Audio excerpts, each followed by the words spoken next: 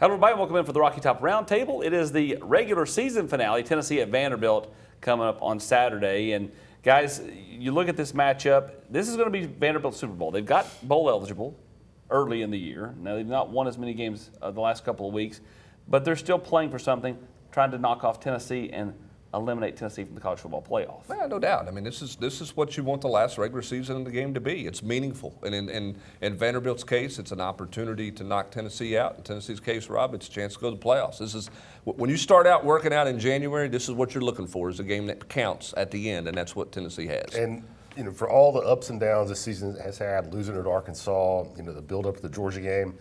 If you'd have told any Tennessee fan back in August that, we're going to go through all this and you're going to get to the end of November and all you got to do is beat Vanderbilt to get to the playoff, everybody takes that. Yeah.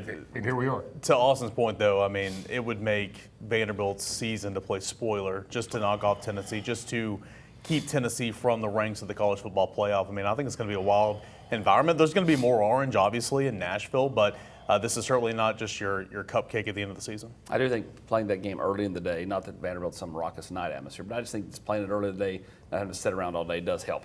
Nico Iamaleava, last week started slow. Yeah, he didn't like the early start last week. It didn't go well for him. But he kind of got going there in the second quarter. It was, 14 of 16 or whatever it was, for 180 yards in the second quarter.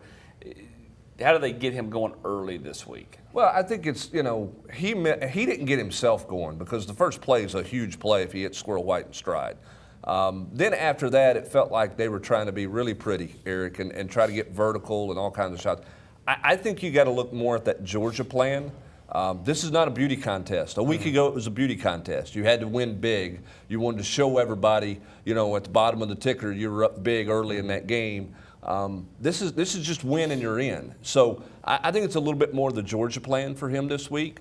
Get him some easy stuff and get him going that way. That would be what I would do. We'll see what Tennessee does. They may feel like there's a couple of windows they can attack differently, but I think it's a little bit more the tight end, a little bit more rhythm stuff early like we saw in Athens. Yeah, I couldn't agree more. It felt like last week it was, okay, we know the committee's not watching every snap of this football game because it's Tennessee UTEP, but they're going to see the highlights. You want to see those splash plays, that down the field passing. And if he can get himself going by hitting that slant early on, then who knows what would have happened. But kind of bringing the game in, the quick game, using the tight ends, getting Dylan Sampson, the running backs involved with the passing game, I really like that. I thought that was a good adjustment there for Tennessee to kind of get him going. And, obviously the tempo followed that as well. I'll tell you, Rob, what I'd like to see him do is run him early, have a design run. Like, I think Chris is going to roll the tape here. He had a design run the other day I thought was a really nice play. And when they throw those wrinkles in, a designed run, I think one, it gets him into the flow of the game, and I just think that it helps out a guy like Dylan Sampson. Well, I don't have the numbers in front of me, but it seems like it gets his juices flowing. I mean, we have a couple examples of that where he snaps off a nice run, and I don't know. I'm not saying that's what jump-started him in the second quarter the other day, but that run was part of that second quarter explosion. It certainly jump-started him against Alabama. Yeah, that's one of them, and it just seems early in the season it felt like they were kind of handling him with kid gloves, and I'm with you, AP. I think when he gets out there and gets involved, maybe takes a hit, lowers his shoulder, just seems like it gets him pumping. Well, this is an everything on the table game. Yeah, all 100%. chips are in. You got to play. Now, here's what I don't know about some of the zone read stuff. Does he have the pull option on all of those, or are some of those that you have no pull option on? I don't know what all his rules are there, but I agree with you that when he gets physical, he seems to play a bit better. And I understand why they've been cautious with him, but I think you're right. I mean, whatever it's got to do to get him going, you got to get him going. I agree. I just feel like that's to help Dylan Sampson out. Again, Sampson just continues to do what he's done all I don't know year. if Dylan needs any help. I mean, the guy leads the SEC in rushing, it leads them in carries. Maybe not as much pressure on just Dylan Sampson. Yeah, I mean, like it feels like if he doesn't, like when they start slow, it feels like everybody's looking for Dylan. It's kind of like last year. Everybody would look around for Dalton Connect to make a play. Yeah. They're looking around for Dylan Sampson to make a big run or make a play. When Tennessee's not in a groove early. So I think just getting Nico off to a hot start by using his legs to kind of get him into the flow of things, I think helps. Defensively, Tennessee got after UTEP. That's not a shock, right? UTEP's not very good. But at the same time, it was good to see Tennessee be so disruptive. Yeah, I mean, again, there's not a whole lot. People have asked, did the offense get in rhythm? Did they fix this? I mean, listen, man, those two teams could play 25 times. Tennessee's not losing any of them. If you hold a draft, you're not drafting any UTEP players.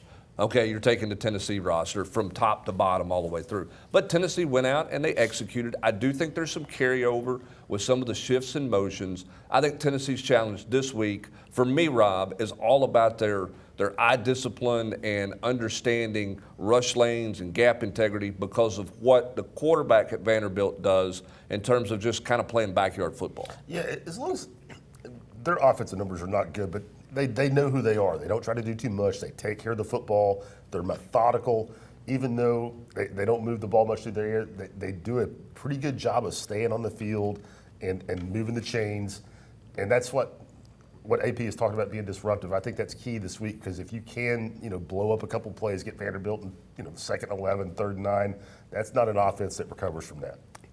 Diego Pavia is going to stress Tennessee's linebackers in this game.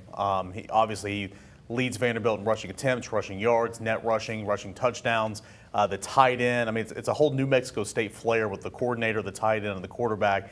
Eli Stovers easily leads the receiving game, and they'll move him out, they'll move him in a little bit. This is going to be a stressful game for the Tennessee linebackers. They've got to run well. They've got to play assignment football. They got to go make some tackles because we know that Pavia, though he's not 100%, and I'll be intrigued to see he's not going to be 100% until after the season's over. They ran Nate Johnson in there a little bit last game against LSU. I think Pavia is going to play the majority of it, obviously, but they have got to play assignment football, and that goes up front as well, not getting so upfield in the rush and making sure you keep contained. Yeah, to his point about injury, you look at it in that stretch against Alabama and Kentucky where they were the cat's meow. He completed 80% of his throws. Since then, he's about a 52, 53% passer. And so he's struggling with the passing game. They're not moving the ball through the air there. They are playing a little bit more ground and pound and methodical that way. Tennessee's got to win early downs, force them to throw it a bit, and see what can happen there. They cannot let them be in 2nd and 4, or 2nd and 6 and 3rd and 3, because that's exactly where Vanderbilt's supposed to come. And don't give them anything cheap like LSU did to start the game. Yeah, the double other night. move. Double move. Get out of sorts, and all of a sudden it's 7-0. Also, as I told Rob when we were talking in the parking lot before we taped this thing, I think the ability just to get off the field. Don't let them, even if you're holding them to no points. If they're able to pick up 2 or 3 first downs and milk the clock and drain the clock, that's what they want to do. Get off the field on 3rd down. That's where Tennessee can really start to cook. No doubt. In my opinion, in this game, I think it's really an important hidden deal.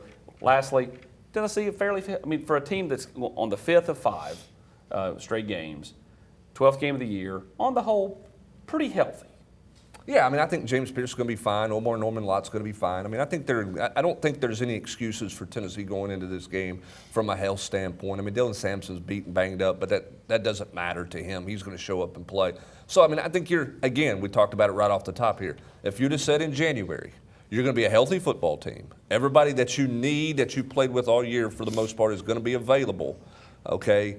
And you're going to go to Nashville and you win and you're in the college football playoff. That is the scenario. Not only Tennessee fans, everybody in the building would have taken that scenario and run with it, and that's exactly where Tennessee finds itself. 100%. And it's going to be. We've all been there. It's Vanderbilt's had a nice year. I don't want to take anything away from them, but it's going to be. It's not going to be a true road game. There's going to be a lot of orange in that building, and it's just not a Vanderbilt team that's built.